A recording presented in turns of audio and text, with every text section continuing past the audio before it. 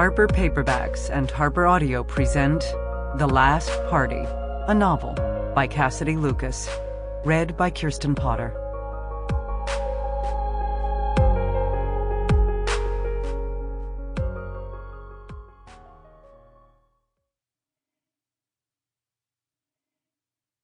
And we would all go down together.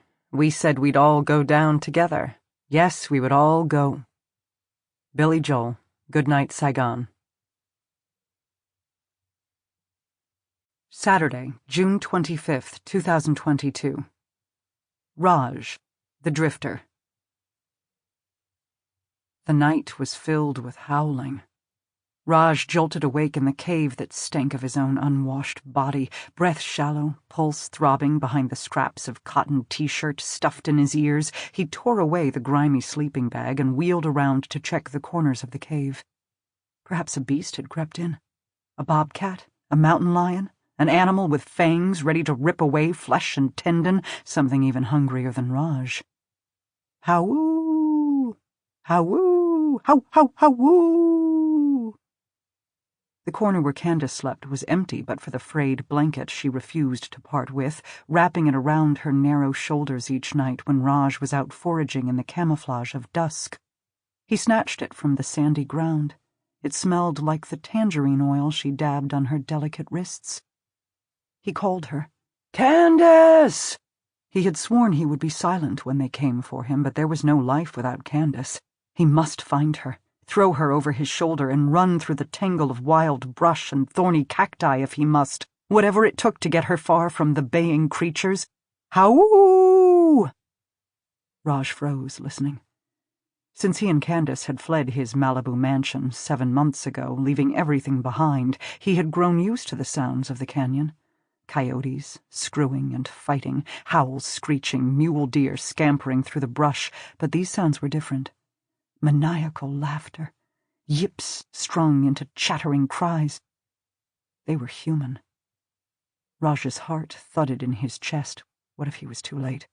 What if they had already found Candace? He should never have let her leave the cave. But he'd had no choice.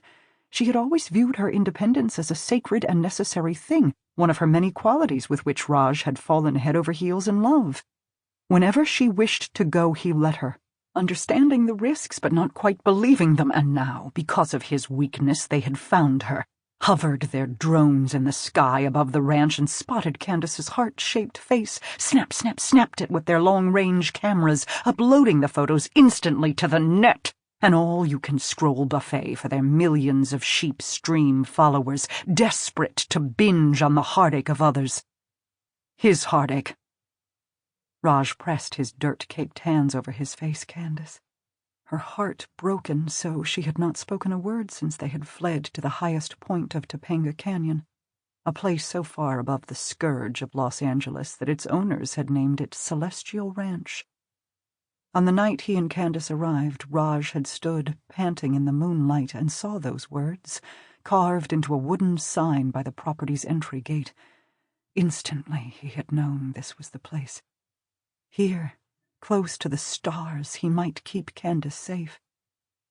So he had guided her by the hand through the slats of the gate and over the parched hills of the ranch until they had found the cave. Now Raj crawled across the sandstone floor to the cave's arched entrance and peered outside. Through the gnarled branches of a mighty oak, up by the old shed on Hydra Hill, he saw them. A circle of bodies lit an alien silver in the moonlight. Hands linked, they shuddered in and out of shadow, limbs wind-milling, heads thrown back, necks stretched. Raj inhaled sharply. It was not the paparazzi parasites, but the partiers.